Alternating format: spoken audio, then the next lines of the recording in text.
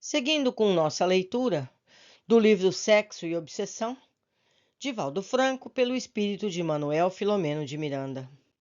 Capítulo 21. Recomeço feliz. O jovem padre Mauro despertou dominado por uma disposição de efetivo bem-estar.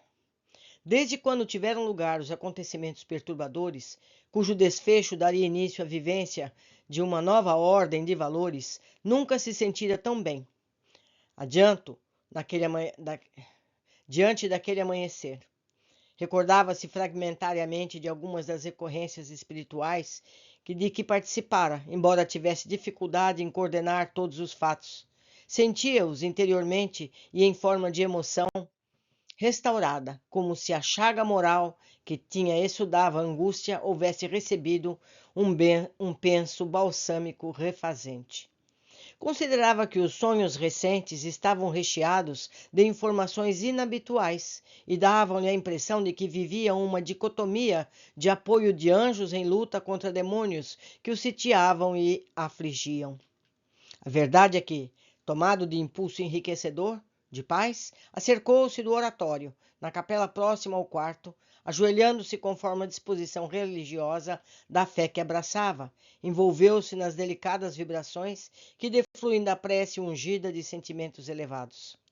Buscando refúgio espiritual, a comunhão com Deus, sua mãezinha aproximou-se e, no-se conversa de mente a mente, procurou restaurar-lhe algumas lembranças das atividades vividas há pouco em nossa esfera, a fim de que ficassem impressas definitivamente, servindo-lhe de apoio e segurança, assim como de roteiro para a plena libertação. A blandícia proporcionada pela oração, quando bem entendida pela criatura humana, proporcionar-lhe-á, no seu exercício, o reconforto e a coragem para todos os momentos, sempre que recorrendo aos seus tesouros e o fazendo com mais frequência do que lhe é habitual. Quando o ser humano ora, penetra nos arcanos espirituais, refaz-se, adquirindo paz e enriquecendo-se de sabedoria, por estabelecer uma ponte de vinculação com as fontes do conhecimento, de onde promanam os bens da imortalidade. A prece seria, a partir de então, um bastão de apoio emocional do jovem sinceramente arrependido e preparado para o recomeço da luta. Sob a inspiração da mãe devotada e o amparo dos mentores aos quais ela havia recorrido, ser-lhe-ia possível avançar, vencendo os obstáculos, que não seriam poucos e que deveria ultrapassar. Sucede que cada qual somente pode colher aquilo que acha semeado anteriormente, cabendo-lhe o discernimento para, enquanto recolhe os cardos deixados pelo caminho, realizar nova semeadura, agora de luz, de bênçãos, que lhe restituirão a seara futura por onde transitará. Naquele momento, portanto, a abnegada mãe, utilizando-se da percepção acentuada do jovem sacerdote, intuiu de que a luta seria áspera e ele se veria a abraços com situações muito perturbadoras. Teria ensejo de voltar aos mesmos vícios, seria induzido pelo pensamento, pelas circunstâncias, a reiniciar os anteriores gravames, cabendo-lhe fugir da tentação através da oração e da ação beneficente renovadora. A prece propicia forças espirituais e morais, que a ação preenche os vazios existenciais, facultando vigor e superação das falsas necessidades a que o indivíduo, pelos hábitos doentios do passado, se afervora. Através da linguagem silenciosa do pensamento, advertiu sobre as influências dos seres perversos que rondam as criaturas humanas e as induzem a atitudes vergonhosas e comprometedoras através do crime, elucidando também que, concomitantemente, anjos benfeitores protegem os seus tutelados, influindo-lhes valor e inspirando-os na luta do bem invariável. Ele permaneceu por largo período no refúgio espiritual da oração, mergulhando nas esperanças do futuro. E porque estivesse assinalado uma nova entrevista com o senhor bispo para aquela tarde, Dona Martina deixou-os nos deveres que lhe diziam respeito, a fim de que, no momento aprazado, com o nobre instrutor, pudéssemos acompanhar o desdobramento da terapia curadora do querido enfermo. Quando Mauro procurou o seu pastor, ao cair da tarde, havia uma psicosfera acentuada de paz na residência episcopal. O sacerdote, cônscio dos seus deveres, considerando a gravidade da ocorrência que defrontava por primeira vez durante todo o seu ministério, não descurou de procurar uma solução adequada, de forma que as consequências pudessem ser atenuadas, evitando futuros desastres dessa ou de outra vergonhosa natureza. Havia-se dedicado ao rebanho com fidelidade, confiando nos postulados da fé que elegera como roteiro de iluminação e salvação para os fiéis que lhe entregavam confiantes.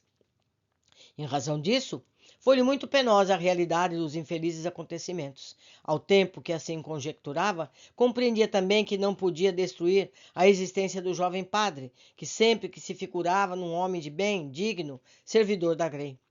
De maneira discreta, procurou ouvir outras autoridades religiosas, psiquiatras, resolvendo encaminhar o paciente a uma clínica especializada, que vinha atendendo os casos equivalentes, como de alguns de outra natureza, quando se apresentavam transtornos depressivos, desvios esquizofrênicos. Com excelente disposição psíquica, recebeu o filho espiritual e, após algumas considerações valiosas, procurou auscultar-lhe os sentimentos. Fortemente inspirado pelo irmão Anacleto, Mauro narrou que uma incomum transformação interior nele se operara. Havia vivido experiências oníricas semelhantes às de muitos santos e taumaturgos, conforme relatos constantes nos livros sagrados. Anteriormente, acrescentou, algo constrangido, sentia-me arrebatado por verdadeiros seres diabólicos que me levavam a regiões de gozo incessante e exaustivo, vampirizando-me as forças e deixando-me sequioso de vivências equivalentes. Dias houve nesse interim tão terríveis que desesperava mal-humorado, infeliz, dominado por desejos incoercíveis, sendo impelido por forças cruéis a práticas abomináveis que me arrependia e me condenava sem cessar.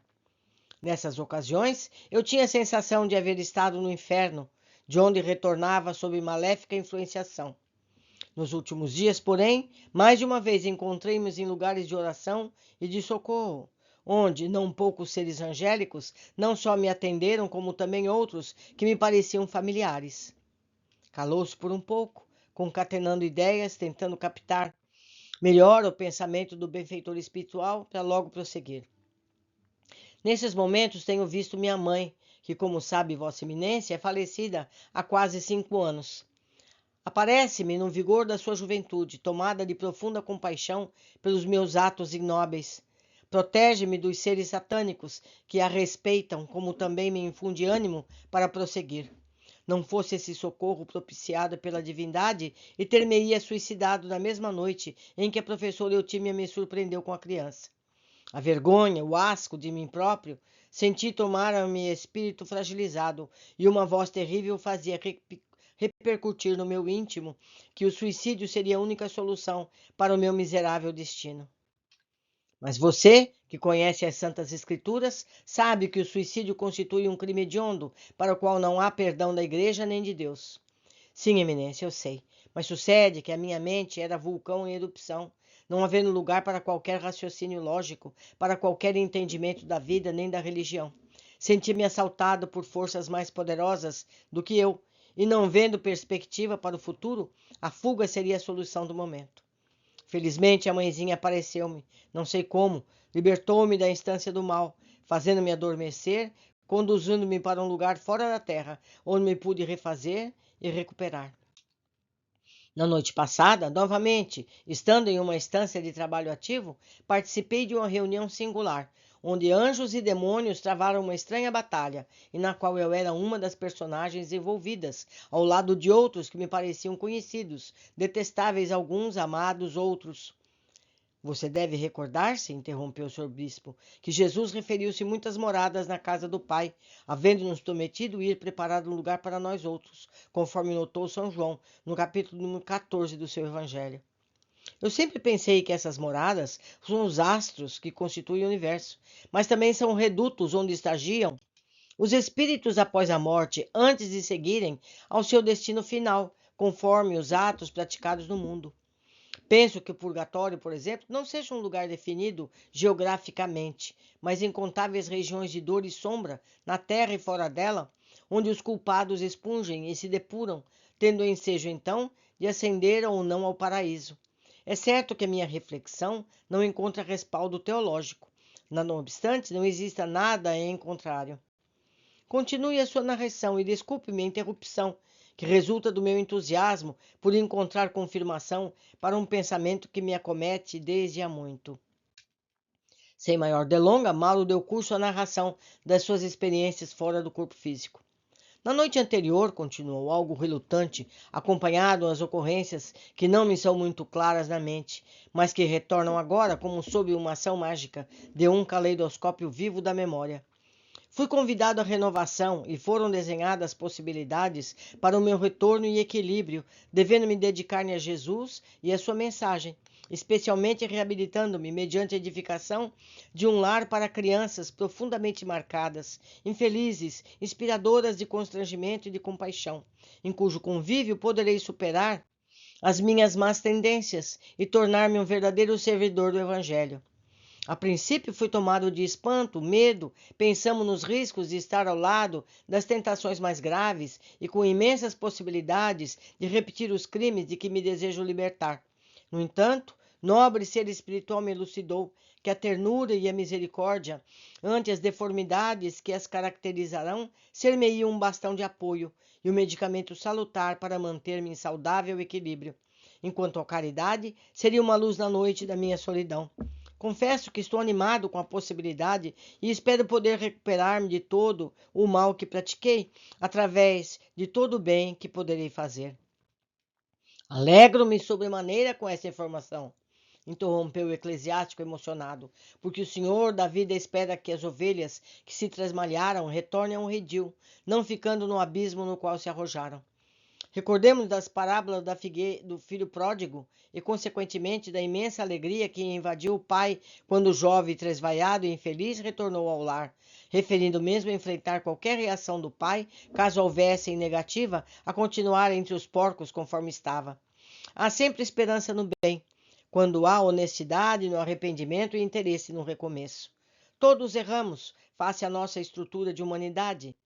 As imperfeições que nos caracterizam, tendo, porém, o dever de nos reabilitarmos, trilhando a mesma estrada no sentido inverso, reconstruindo passo a passo tudo aquilo quanto danificamos ou malbaratamos. Somos contínuos aprendizes da vida em processo de crescimento para Deus. Não poucas vezes, os meus devaneios espirituais interrogam-me se uma existência única é suficiente para alcançar-se a meta, para adquirir-se a sabedoria, para a conquista da plenitude. Diante do infinito da nossa relatividade de tempo, expõe-nos a situações muito perturbadoras, que nos impossibilitam alcançar os patamares superiores do êxito, especialmente quando defrontamos limites de vária ordem. Como poderia Deus exigir de pessoas diferentes, portadoras de valores diversos, resultados idênticos? Como entender a salvação dos réprodos morais que já nasceram assinalados pelas deformidades do caráter ou vitimados pelas heranças genéticas degradantes e irreversíveis? Percebi que o irmão Anacleto havia colocado a destra sobre a fronte do bispo, infundindo-lhe coragem, lucidez e raciocínio, de forma que, naquele momento, suas anteriores reflexões encontrassem maior campo de discernimento e claridade, a fim de assegurar-se a exatidão dos seus raciocínios. Quase iluminado pelo contato com o nobre benfeitor, não pôde sopitar o entusiasmo prosseguindo.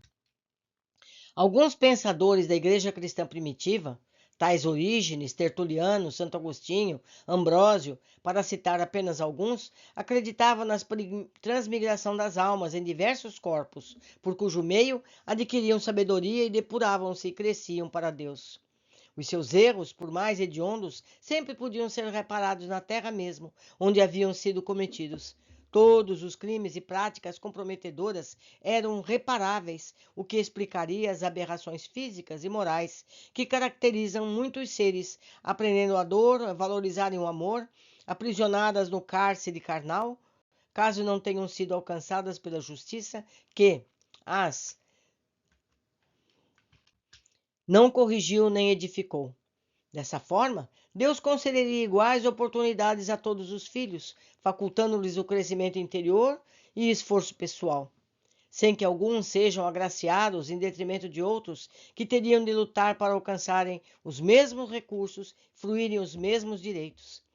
Sem contestar o estabelecido pela Igreja, a mim me parece muito mais compatível com a justiça de Deus a doutrina da transmigração das almas por muitos corpos do que uma vida única com imediatas consequências de felicidade total ou punição eterna. Sei que isso pode incidir em blasfêmia, porque o segundo concílio de Constantinopla, reunido no ano de 552, condenou as doutrinas de Orígenes, objetivando essencialmente negar a reencarnação. Depois de um silêncio que se fez natural, o senhor bispo acrescentou: Desculpe-me o entusiasmo e a interrupção da sua interessantíssima narrativa, que me fez recuar a experiência semelhante que vivenciei no passado.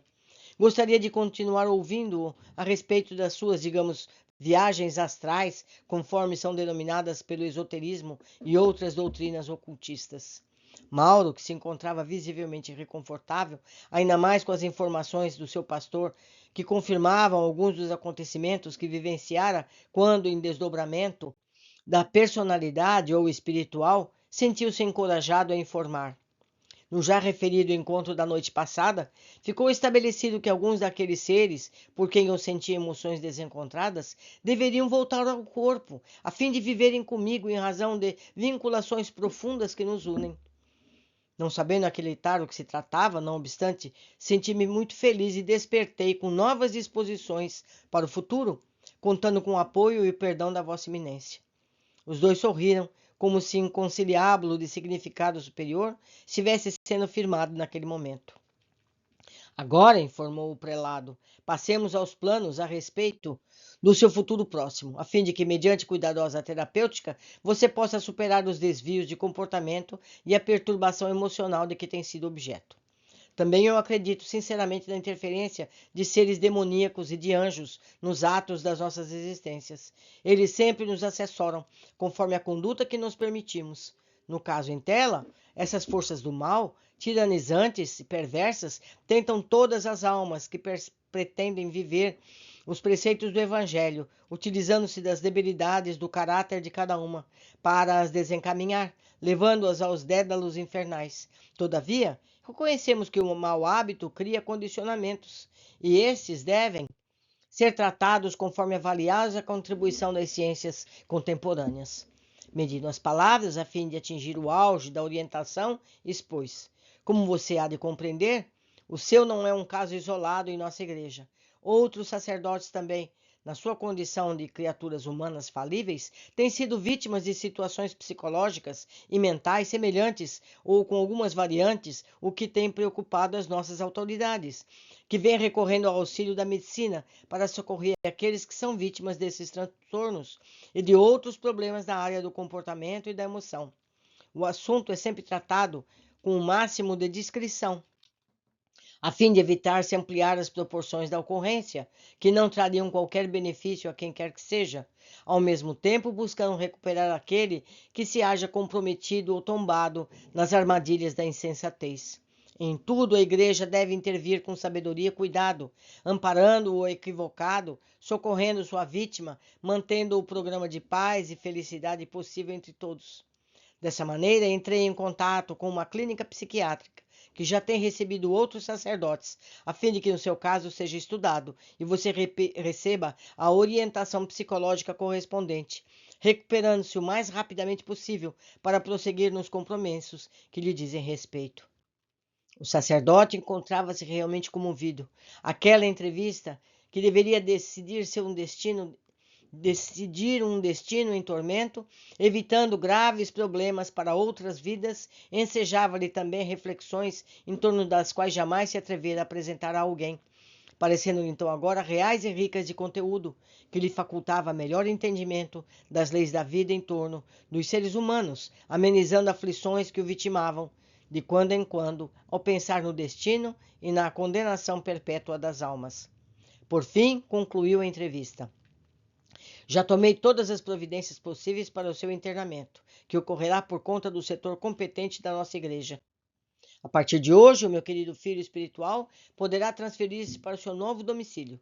Enquanto isso ocorre, irei estudar uma paróquia para onde para onde transferi-lo após receber alta, na qual, entre pessoas humildes e necessitadas, você possa erguer-se para Jesus. E se tudo transcorrer conforme esperamos e desejamos, estou disposto a contribuir em favor do seu lar de crianças, mesmo que seja numa área fora da minha administração clerical.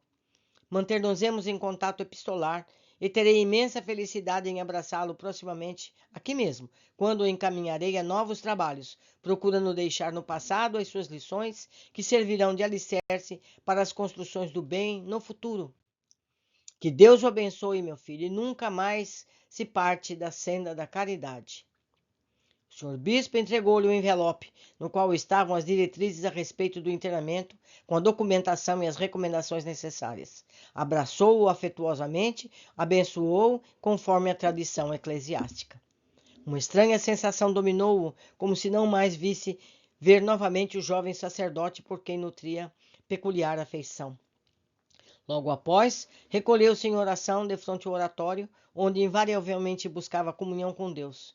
Envolveu o jovem amigo em preces de recomendação, guardando a certeza de que as suas foram as decisões acertadas e os resultados que sempre pertencem ao Pai Celestial seriam ótimos. Mauro afastou-se, dominado por grande alegria interior, como se algemas se arrebentassem de alguma forma, libertando-o de um passado cruel. Sentia que muitas dores o aguardariam no transcurso da existência. No entanto, sabia também que nunca lhe faltaria o apoio dos anjos tutelares que sempre velam pelas criaturas humanas. Distanciando-se do guia espiritual, reconheceu-lhe a nobreza de caráter e a fidelidade à doutrina que abraçava, com amor e abnegação. As suas eram sempre atitudes nobres, acompanhadas de testemunhos de amizade e de autodiscernimento, adaptando sempre os impositivos da Igreja às circunstâncias aos tempos atuais. Por isso teria tido, como um verdadeiro pastor, um sábio da doutrina católica. Caminhando pela rua deserta, em pleno crepúsculo, teve a impressão de que também o mal que o dominava se eclipsava, a fim de uma passada noite amanhecer um novo dia, que lhe seria abençoada ocasião de serviço e de paz.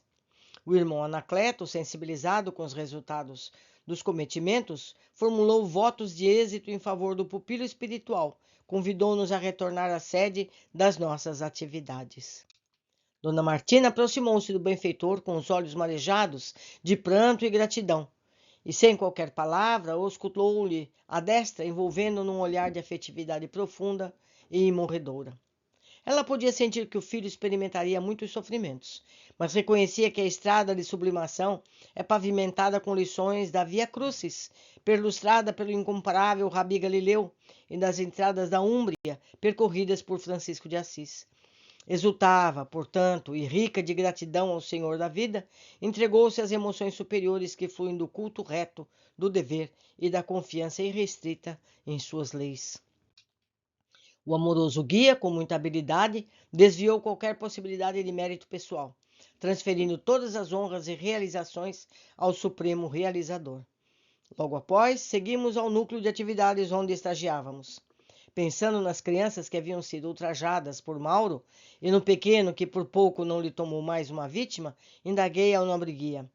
Estão sendo tomadas providências em favor daqueles que sofreram a perturbação sexual do sacerdote, tal como as que serão sendo direcionadas em seu favor?